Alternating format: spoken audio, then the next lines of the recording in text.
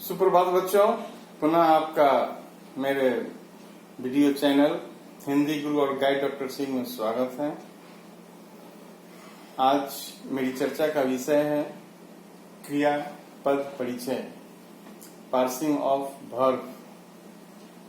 व्याकरणिक श्रृंखला के अंतर्गत हमारी व्याकरणिक विषयों पर चर्चा जारी है और आज इस कड़ी में हम जो चर्चा करने जा रहे हैं उसका विषय है क्रिया का पद परिचय, पार्सिंग ऑफ वर्ब, यानी क्रिया का पद परिचय कैसे लिखा जाता है। बच्चों, जैसा कि हम जानते हैं वाक्य में कर्ता, कर्म और क्रिया ये हिंदी वाक्य की संरचना है और इन स्थितियों में क्रिया पद को पहचानना बड़ा ही आसान होता है। भले ही अन्य पदों में थोड़ी बहुत कठिनाई हो, हालांकि ये कठिनाई उनके लिए नहीं है जो बखूबी वाक्य के पदों से परिचित हैं, क्योंकि बार बार शब्द, पद और वाक्य इन तीन चीजों पर हमारी नजर होनी चाहिए। इन तीन चीजों को कभी हम विस्मृत न करें और तीनों में क्या फर्क है इसे भी हम बखूबी समझने की कोशिश करें, जानने की कोशिश करें, तो मैं उम्मीद करता हूं कि कोई कठिनाई नहीं होगी। दरअसल कठिनाई तब होती है जब बच्चे उलझन में पड़ जाते हैं शब्द और पद को लेकर, और जब ऐसी स्थितियां आती हैं उनके समक्ष तो वे ठीक से पहचान नहीं पाते कि वाक्य में जो प्रयुक्त पद हैं वे कौन से पद हैं। इसलिए पद परिचय लिखने के लिए जरूरी है बच्चों कि हम पद की पहचान सही तरीके से करें। यह पहली सीढ़ी है पद परिचय लिखने की। जब तक हम पद की पहचान ठीक से नहीं करेंगे हम पद परिचय नहीं लिख पाएंगे। बच्चों, यह बहुत जरूरी है कि पद की पहचान सही तरीके से की जाए।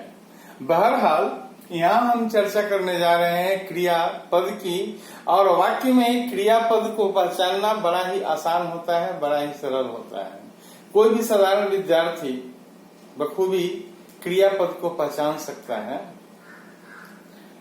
क्योंकि जिससे किसी काम का करना या होना जाना जाए उसे क्रिया कहते हैं और वाक्य में ये बातें बड़ी स्पष्टता के साथ रहती हैं।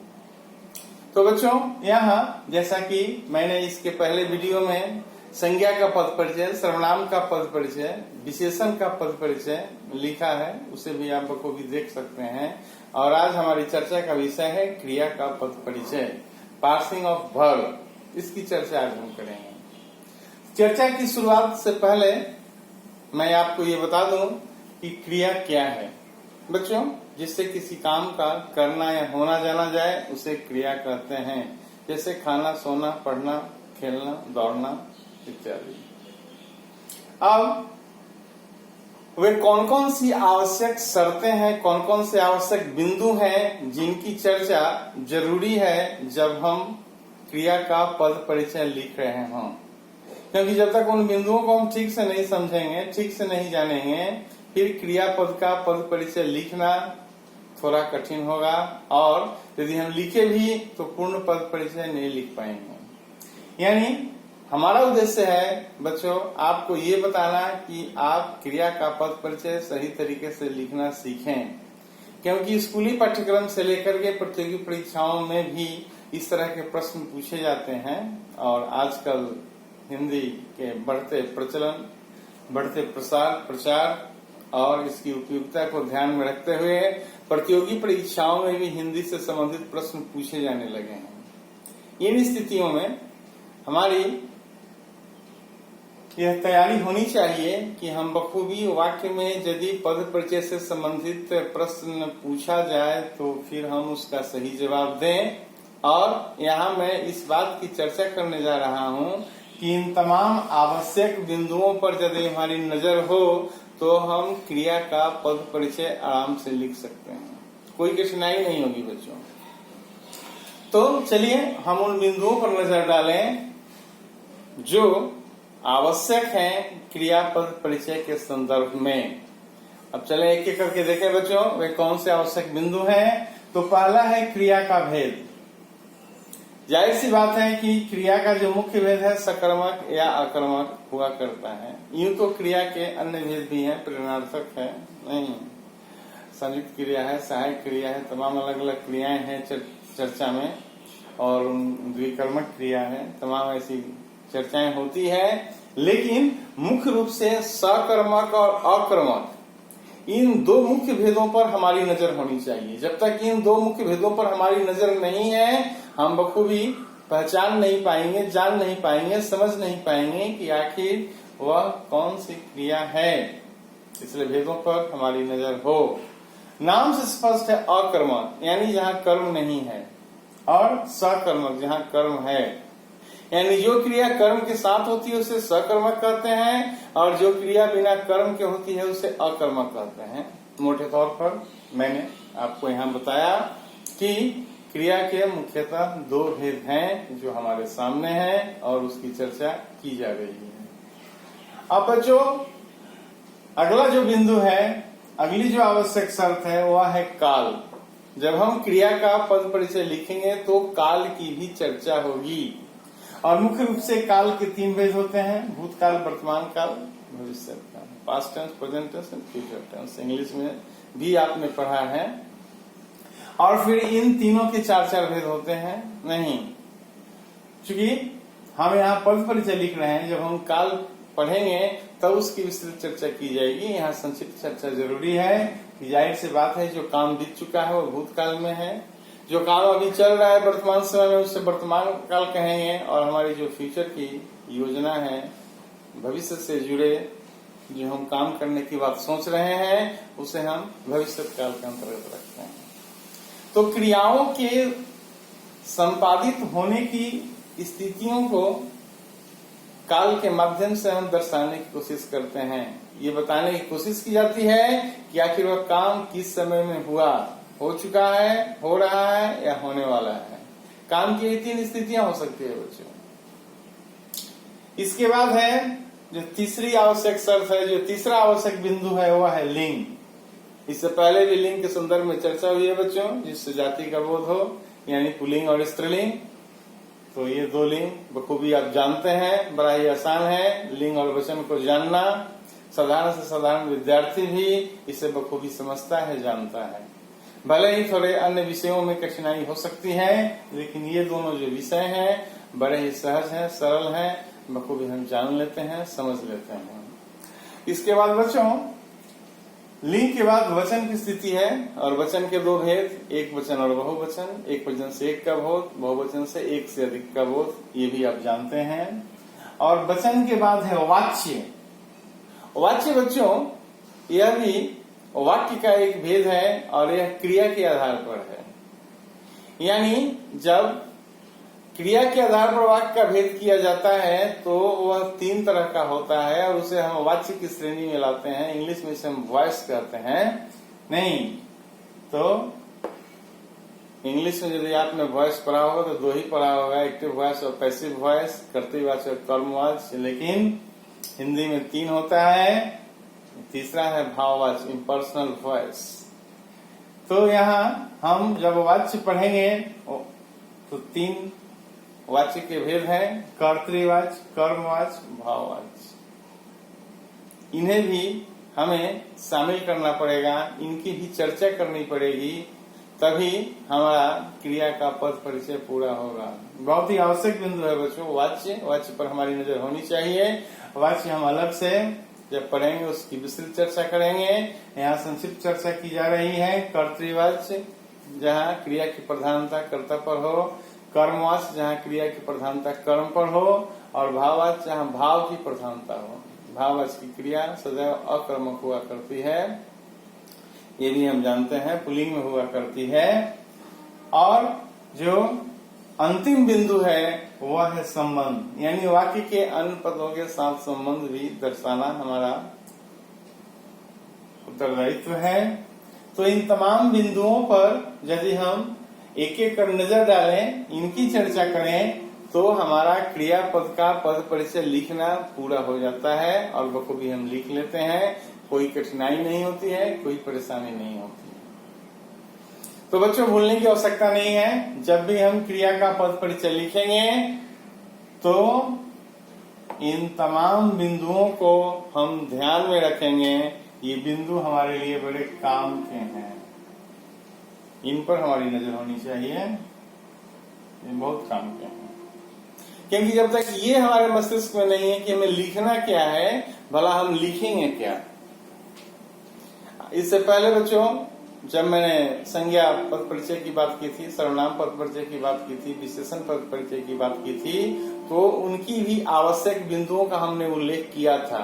और उसी कड़ी में, उसी श्रृंखला में आज मैं यहाँ भी क्रिया के इन तमाम बिंदुओं का उल्लेख कर रहा हूँ, ताकि बखूबी हम जान लें, समझ लें कि इनका पद परिचय लिखकर, इनके बारे में चर्चा कर, इनका विवरण प्रस्तुत कर ही क्रिया का पूर्ण परिचय लिखा जा सकता है बच्चों। क्योंकि पद परिचय लिखना बड़ा ही आसान है, बस थोड़ा ध्यान देने की आवश्यकता है, थोड़ा समझने की आवश्यकता है। बावजूद इसके कि क्रिया का पद परिचय लिखना तो बड़ा ही आसान है, क्योंकि वाक्य में क्रियापद पहचानना आम आदमी के लिए भी बड़ा सरल है, सहज है। तो बच्चों ये हुई मौलिक चर्चा, क्रिया का पद परिचय हम कैसे लिखेंगे, किन आवश्यक शर्तों की आवश्यकता हुआ करती है, वे कौन से आवश्यक बिंदु हैं जिन पर हमारी नजर होनी चाहिए। और अब हम उदाहरण के माध्यम से देखेंगे कि आखिर क्रिया का पद परिचय कैसे लिखा जाता है। बच्चों व्याकरण में हमेशा उदाहरण की आवश्यकता पड़ती है, बिना उदाहरण दिए हम किसी को कुछ समझा नहीं सकते, क्योंकि व्याकरण में थोपने वाली कोई बात नहीं होती कि ऐसा होता है आप मान लीजिए। ऐसा क्यों होता है इसकी भी चर्चा की जाती है, और ये भी चर्चा योग्य विषय हुआ करते हैं। जिस तरह हम मैथमेटिक्स के क्षेत्र में कैसे हुआ इस तरह की बात करते हैं, खासतौर से व्याकरण के क्षेत्र में भी हम व्याकरणिक नियमों की कसौटी पर वाक्य रचना को रखते हैं और तरह तरह की चर्चाओं के बाद संतुष्ट होते हैं कि यह वाक्य सही है, वाक्य रचना के तहत है। तो चलिए उदाहरण देखा जाए। सुनीता सीता को पत्र लिख रही थी। गौर से देखेंगे आप, सुनीता सीता को पत्र लिख रही थी। अब इस वाक्य में यदि आपसे पूछा जाए कि क्रिया क्या है, आपका जवाब होगा लिख रही थी। बिना परेशानी के आप निश्चित रूप से कहेंगे कि लिख रही थी क्रिया है। तो यदि अब लिख रही थी क्रिया है तो इसका परिचय लिखा जाए। लिख रही थी मैंने उससे अलग कर लिया, तो लिख रही थी क्रिया है, ये बखूबी हम जान गए। और उसके बाद जो पहला बिंदु है क्रिया भेद, यानी कौन सी क्रिया है, सकर्मक है या आकर्मक है। तो यहाँ हम देख रहे हैं कि सीता को पत्र लिख रही है, नहीं। और दूसरी बात है कि पत्र लिख रही है, क्या लिख रही है, पत्र लिख रही है। जब क्रिया में क्या का जवाब आता है तो ये माना जाता है कि वह सकर्मक क्रिया है। और यदि यहाँ पर क्या का जवाब मिल रहा है कि पत्र लिख रही है, इसलिए यह सकर्मक क्रिया है। तो स्पष्ट हो गया, भेद के अनुसार यह क्रिया का जो भेद है वह सकर्मक क्रिया है, इसमें कोई परेशानी नहीं है। इसके बाद काल लिखेंगे, तो लिख रही थी यानी भूतकाल की बात है। भूतकाल का जो भेद है उससे हम पूर्ण भूतकाल, क्योंकि हर काल के 4-4 भेद हैं, उसके हिसाब से यहाँ इसे हम पूर्ण भूतकाल कहेंगे। इसके बाद लिंग, रही थी, जाहिर सी बात है स्त्रीलिंग की तरफ इशारा कर रहा है, नहीं। वैसे भी जो कर्ता है वह भी स्त्रीलिंग है, क्योंकि कर्ता का क्रिया के साथ संबंध होता ही है। यदि कर्ता स्त्रीलिंग है तो क्रिया भी स्त्रीलिंग होगी, इसलिए हमने लिंग में स्त्रीलिंग लिखा। तो बिल्कुल स्पष्ट है बच्चों, हमने पहले क्रियापद छाटा, इसके बाद क्रिया का भेद लिखा, इसके बाद हमने लिखा पूर्ण भूतकाल, क्योंकि काल भी बताना आवश्यक है। और इसके बाद हमने स्त्रीलिंग की चर्चा की। अब इसके बाद है वचन, तो वचन में हम लिखेंगे एक वचन, नहीं सुनीता अकेली है, एक वचन। वाच्य, वाच्य में लिखे हम कर्तृवाच्य, लिख रही थी क्रिया कर्ता पर आधारित है, इसलिए इसका भेद होगा कर्तृवाच्य। यह कर्तृवाच्य की क्रिया है, यानी यहाँ पर क्रिया कर्ता पर आधारित है। बच्चों इस तथ्य को हम बखूबी याद रखेंगे, इसे कदापि विस्मृत नहीं करेंगे, अन्यथा हमें परेशानी हो सकती है। वाच्य में कर्तृवाच्य, कर्मवाच्य और भाववाच्य को भी पहचानना हमारे लिए बहुत जरूरी है, क्योंकि पद परिचय में इनकी भूमिका महत्वपूर्ण है, इन्हें कदापि नजरअंदाज नहीं किया जा सकता। इसके बाद सुनीता कर्ता की क्रिया, ये सुनीता है कर्ता है और इसकी लिख रही थी क्रिया है, ये संबंध है। तो इस तरह से हमने लिखा क्रिया, सकर्मक क्रिया, पूर्ण भूतकाल, स्त्रीलिंग, एक वचन, कर्तृवाद, सुनीता कर्ता की क्रिया। एक और उदाहरण मैंने लाया है आपके लिए बच्चों। दूसरा उदाहरण है कि कर्मचारी बातें कर रहे थे, कर्मचारी यानी ऑफिस में काम करने वाले लोग।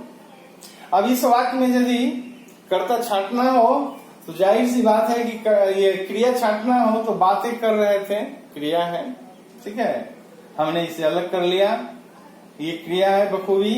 अभी कौन सी क्रिया है इसे देखा जाए तो अकर्मक क्रिया, बातें कर रहे थे नहीं, अकर्मक क्रिया है, कर्म यहां नहीं है प्रत्यक्ष रूप से। इसके बाद पूर्ण भूतकाल, कर रहे थे भूतकाल की स्थिति है और यहाँ पुल्लिंग की स्थिति है, इसलिए हमने पुल्लिंग लिखा, लिंग में पुल्लिंग, वचन में बहुवचन थे यानी एक से ज्यादा लोग थे इसलिए बहुवचन, और बातें कर रहे थे कर्मचारी पर आधारित है इसलिए कर्तृवाच्य। यह भी जो क्रिया है कर्तृवाच्य की है और कर्मचारी कर्ता की क्रिया, ये हम संबंध बताएंगे क्योंकि इस क्रिया का संबंध कर्मचारी से है जो कर्ता के स्थान पर है। तो बखूबी हमने इन दोनों उदाहरणों के माध्यम से देखा कि किस तरह क्रिया का पद परिचय लिखा जाता है और आपके सामने उदाहरण मैंने देकर स्पष्टता के साथ बताया। उम्मीद करता हूं बच्चों कि आपको ये वीडियो पसंद आया होगा और निश्चित रूप से आप इसे लाइक करेंगे, शेयर करेंगे और सब्सक्राइब करेंगे ताकि नई वीडियो की जानकारी आप तक सीधे पहुंच जाए। तब तक के लिए धन्यवाद।